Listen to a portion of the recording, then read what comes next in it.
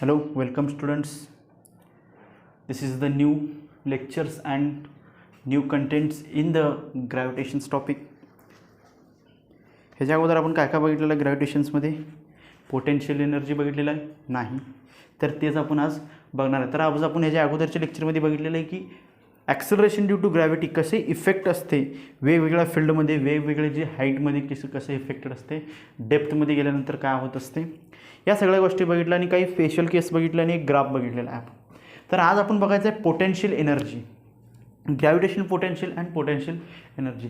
Then heading gravitational potential and potential energy. Gravitational and potential energy बघत असताना आपल्याला काय बघायचं, पहिल्यांदा पोटेन्शियल एनर्जी म्हणजे काय माहिती असेल सगळ्यांना. तर माहीत नसेल तर potential energy of the every body it is mgh. त्याचं फॉर्म्युला आहे असं कन्सिडर करा. Mass of the body, acceleration due to gravity and height of the body. Every system tries to minimize the potential energy of that object.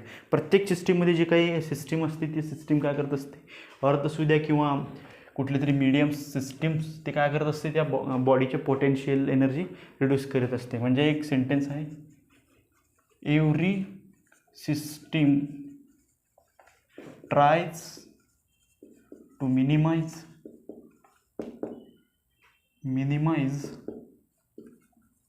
The potential energy. Potential energy minimize करायचा try करतात. जेव्हा एखादी आपण spring घेतलेली आहे, spring extend केलं आणि सोडलं, एक डिफॉर्मिंग फोर्स, एक फोर्स अप्लाय केलं त्या स्प्रिंगला, किंवा स्प्रिंग कॉम्प्रेस करून सोडल्यानंतर सर्टन टाईम्स नंतर ते स्प्रिंग काय करत असते, ज्या ओरिजिनल पोझिशनला येत असते due to the restoring force in this. Elastic टॉपिकमध्ये आपण नेक्स्ट टॉपिकमध्ये पूर्ण सगळं डिटेलमध्ये बघणार आहे. तर this due to the elastic and every system, जी काही सिस्टीम आहे surrounding, it tries to minimize the potential energy of that object. Consider F it is the force against dx is equal to du.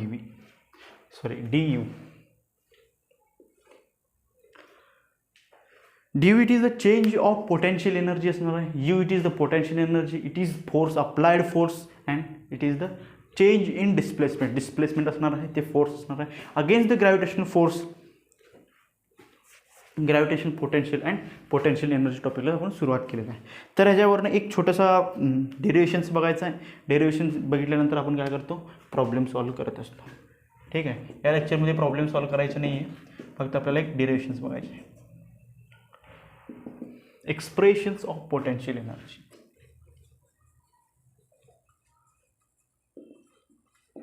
Of potential energy. Potential energy म्हणजे काय आपल्याला कळालं. आता आपण बघायचं पोटेन्शियल एनर्जीचं एक्सप्रेशन, mgh एक्सप्रेशन बघायचं.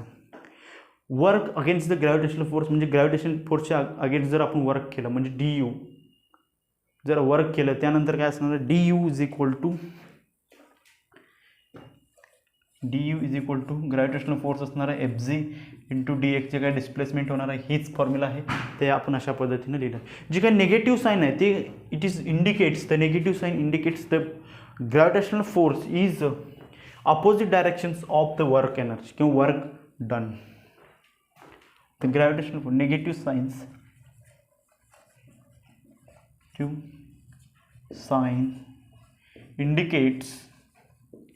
indicates gravitational force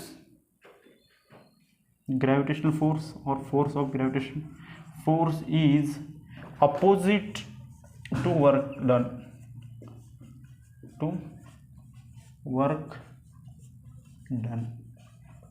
opposite to work done ह्यांचं कसं असं नेगेटिव्ह साईन काय असते, अपोजिट डायरेक्शनमध्ये येते, आणि ही देखील एक आहे वेक्टर क्वांटिटी आहे. Then F g is equal to du. This is the, then we taking the integrations. consider करा जी काय r आहे, r1 it is the initial vector quantity, r1 it is the initial positions or initial vectors, and rf it is the force after the applying force म्हणजे R F, it is the final or after the applying force. ठीक आहे, final vector आहे. आपण काय करत असतो, D U म्हणजे total work done किती झालेलं आहे, D U total work done किती झालेलं आहे आपलं आता कॅल्क्युलेट करायचा from the initials vector R1 to final R F पर्यंत. देन एखादी युनिफॉर्म डिस्ट्रीब्युशन असेल तर आपण काय करत असतो, इंटिग्रेशन घेत असतो. त्याच पद्धतीने आपण या ठिकाणी काय करायचं, इंटिग्रेशन घ्यायचं आहे. Integrations of U is equal to integrations of R1 to R F. U काय आहे, minus F of F G D X. ठीक आहे, या ठिकाणी अशा पद्धतीने आपण काय करतो, इंटिग्रेशन घेत असतो. हे इंटिग्रेशन घेत असताना in the form of R आपण काय केलेलं आहे, डिस्प्लेसमेंट काय आहे, आर आहे. R initial displacement R1 and final displacement जर आर एफ असेल तर displacement in the form of म्हणजे या ठिकाणी काय घेतो आपण, D R. It is the initial and final डिस्प्लेसमेंटचे डिफरन्स. एफ काय आहे, gravitational force F is equal to the gravitational force of F is equal to minus G M M divided by R square. Minus sign कशासाठी दिलेलं, तर जे gravitational force आहे हे कसं असतं, towards to the or attracts opposite डायरेक्शनमध्ये असतं. ठीक आहे, अपोजिट डायरेक्शनमध्ये अट्रॅक्ट करत असतं. ते ॲक्सेलरेशन्स सेंट्रिपिटल ॲक्सेलरेशन असतं, त्याला सेंट्रिपिटल फोर्स देखील म्हणत असतं ऑब्जेक्ट अँड अर्थमध्ये. ठीक आहे, आपल्याला फोर्स एफ भेटलेला आहे म्हणजे ही एफ जी देखील असू शकते in the form gravitation. Then F जीच्या ठिकाणी आपण काय करतो, एफ जीची व्हॅल्यू ठेवायचं. D U is equal to integrations over R1 to RF is equal to minus of G M M divided by R square. It is the minus R cap into dr. अशा पद्धतीने आपण solve करतो.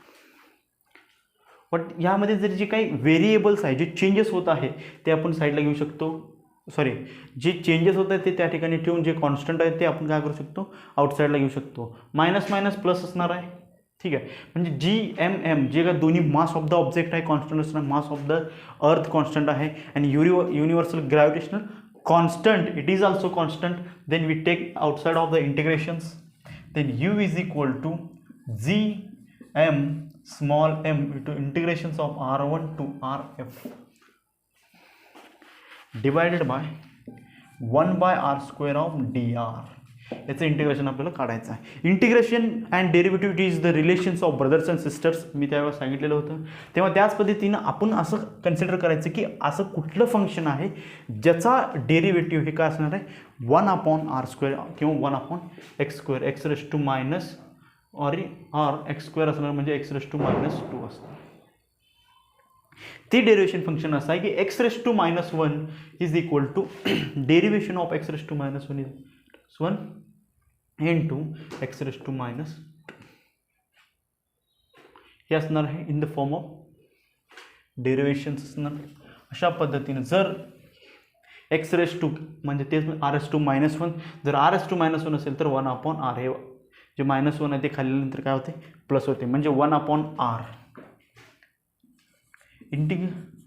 Delta U is equal to G M small M into आपण integration काढलेलं आहे त्यामुळे आपण काय करायचं आणि हे काय असतं मायनस साईन असतं. Then raise to R1 to R F initial position to final position. अशा पद्धतीने आपल्याला काय भेटलं, इंटिग्रेशन्स भेटलेलं आहे R1 टू आर एफ. त्या पद्धतीने R1 अँड आर एफ त्या ठिकाणी आपण सबस्टिट्यूट करू शकतो. This is equal to G M M divide by या ठिकाणी काय करायचं 1 upon R F minus minus plus this is the R1. हे मायनस आहे त्या ठिकाणी मायनस मायनस प्लस केलं. आता मी काय करतो, R1 अगोदर घेतो आणि आर एफ काय करतो नंतर घेतो म्हणजे आपण या ठिकाणी काही चुकणार नाही. G M M is equal to 1 upon R1 minus 1 by R F. हे प्लस आहे अगोदर घेतलं, मायनस आहे ॲज इट इज त्या ठिकाणी ठेवलेलं आहे. अशा पद्धतीने आपले इंटिग्रेशन्स सॉल्व करणार आहे. म्हणजे जे काही वर्क डन आहे, वर्क डन जे काय आपल्याला पहिल्यांदा काढलेलं होतं in the form gravitation against the gravitational force ते आपल्याला करायचं आहे. तर change in potential energy is corresponding to the work done against the conservations of the gravitational force किंवा कॉन्झर्वेशन्स ऑफ फोर्स. काय म्हणतो तुम्ही, work done is corresponds to, work done is corresponds to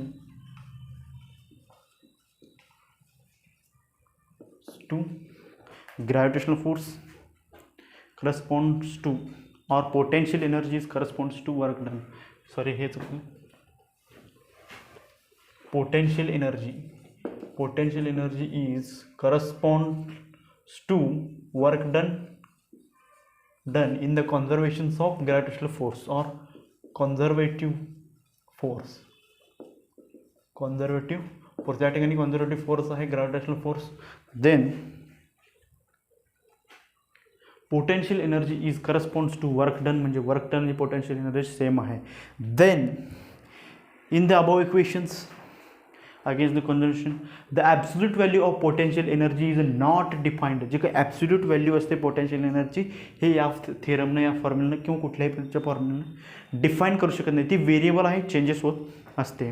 then the gravitational force is, पहिला काय म्हणतात, absolute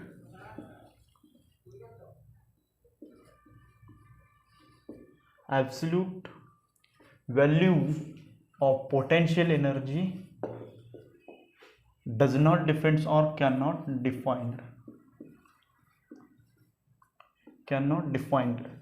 म्हणजे easily define करू शकत नाही किंवा डिफाईन करू शकत. Then the gravitational force, the GF म्हणजे काय, gravitational force, what happens, gravitational force कधी, then R is equal to infinite असेल तर, ठीक आहे,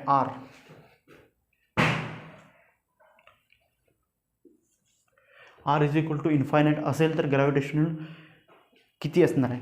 जर R इक्वल टू, जर आपण इन्फायनाईट ठेवले, R कुठे आहे, या ठिकाणी देखील आहे, आणि या ठिकाणी जर R is equal to infinite ठेवलं तर du इज इक्वल टू 0. ड्यू किती असणार आहे, 0 असणार आहे, ऑफ R आहे. ड्यू of R1 is 0. R is equal to जर 0 इन्फायनाईट ठेवलं तर at R equal to infinite, हे कधी असणार आहे, at R is equal to infinite असेल तर. त्याच पद्धतीनं आपण काय करायचं, या ठिकाणी ग्रॅव्हिटेशनची काय व्हॅल्यू आहे जी काही आपण काढलेलं आहे, यामध्ये R1 इज इक्वल टू काय ठेवायचं आहे, इन्फायनाईट, आणि R is equal to RF इथं सबस्टिट्यूट करायचं. R1 is equal to infinite and R equal to RF. What happens? या ठिकाणी आपण R is equal to RF substitute केलेलं आहे.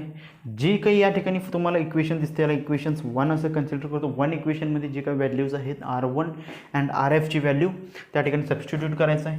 म्हणजे delta U is equal to Z capital M to small m into 1 minus R1ची जी काही value आहे 1 अपॉन R1ची व्हॅल्यू आहे infinite minus 1 upon RF is equal to R. Then 1 upon infinite is 1 upon infinite किती असणार आहे 1 अपॉन इन्फायनाईट इज 0. देन ही मायनस इकडं delta U is equal to minus GMM into minus 1/R. या ठिकाणी कुठलाही टर्म अनदर टर्म नाही आहे तर डायरेक्ट मल्टिप्लिकेशन करू शकतो. Delta U is equal to minus of GMM divided by R. हे असणार आहे चेंज इन पोटेन्शियल एनर्जी. हे काय म्हणते की potential energy corresponds to work done, म्हणजे change in work done it is also equal to potential energy. परत एकदा एका मिनिटात रिव्हिजन्स करायचं आणि या ठिकाणी आपण थांबायचं आहे. पहिल्यांदा आपल्याला माहिती असणं गरजेचं आहे की पोटेन्शियल एनर्जी म्हणजे काय. पोटेन्शियल एनर्जी माहीत असेल तर gravitational potential and potential energy आपल्याला काय करायचं एक्सप्रेस करायचं आहे. ग्रॅव्हिटेशनल एनर्जी पोटेन्शियल एनर्जी म्हणजे जे एखाद्या कुठल्याही बॉडीचं पोटेन्शियल एनर्जी फाइंड आउट करण्यासाठी जे काही फॉर्म्युला यूज करतो it is the famous formula. M is the mass of the body, G is the acceleration due to gravity and H is the height of the body from the surface of earth. Every system is try to the minimize their potential energy, म्हणजे हे minimize करायचा प्रयत्न करत असतो. Then what happens, the potential energy it is at potential energy it is work done is equal to force into displacement. जे काय मी example सांगितलं स्प्रिंगचं कॉम्प्रेशन्स जे काय वर्क डन असणार आहे work done is equal to force into displacement. Then expressions of the potential energy, work done is force into displacement against the gravitational force. Gravitational force say against काढल्यानंतर आपण काय केलेलं आहे त्या ठिकाणी Fg it is the gravitational force and dx is the displacement. Work done काय असणार आहे, फोर्स इंटू डिस्प्लेसमेंट असणार आहे, हे आपल्याला माहिती असणं गरजेचं आहे. Then work done, negative sign indicates the force is opposite of the work done. ठीक आहे, जे फोर्स ग्रॅव्हिटेशनल फोर्स आहे ते कसं असणार, ऑपोजिट डायरेक्शन्समध्ये असणार आहे. कशाच्या, वर्क डनच्या ऑपोजिट डायरेक्शनमध्ये असणार आहे. त्यामुळे ते काय त्या ठिकाणी काय केलेलं आपण नेगेटिव्ह साईन दाखवलेलं आहे. Then R is the initial displacement and RF is the final displacement of the work done or the dead displacement. Then what happens, the work done, can we calculate total work done? If we calculate total work done or change in work done from the final position to initial position, we are use this formula and we can calculate using the integrations. Then if we use the integrations and we also use the formula of the force of gravitations, the force of gravitation is a minus of g m upon r square. We use this value in the above equations and we get this. Then minus and minus we are cancel, or minus product of two minus is a plus. Then commons are does not be changes or constant variables comes outside of the common of integrations. We take the integrations of 1 upon r with dr. What is the derivative of the, or this function is the derivative of any functions. This any function is the integration of these functions. Then we take the integrations or integration to r1 to rf. Then the definite integration we can be use the formula and we can calculate like this. We use the positive sign before and negative sign is after, like this formula. And this is the final equations or important equations of the work done. Work done is a force into displacement. किती force आपण स्प्रिंगला apply केला आणि ते किती displace झालेलं आहे त्याच्यावरून आपण काय करतो, स्प्रिंगमध्ये किती वर्क डन झालेलं आहे ते आपण कॅल्क्युलेट करू शकतो. Potential energy corresponds to work done. जर पोटेन्शियल एनर्जी वर्क डनशी करस्पॉन्ड असेल तर आपण काय करू शकतो, पोटेन्शियल एनर्जी काढण्यासाठी वर्क डनचे फॉर्म्युला यूज करू शकतो. Absolute value of potential energy can not be defined because we use the work done formula. Or absolute हे सांगितलेलंच आहे, absolute value of the potential energy can not be defined. Then the gravitational force of r is equal to infinite. जर r is equal to infinite असेल, म्हणजे distance from जे काही distance displacement जर infinite असेल, then the work done is 0. Work done is 0 and we can put up the same work done is force into displacement, and we can put the r1 is equal to infinite and rf is equal to r. And using this formula we can be calculate about this. It is work done is corresponds to potential energy, is work done is also potential energy.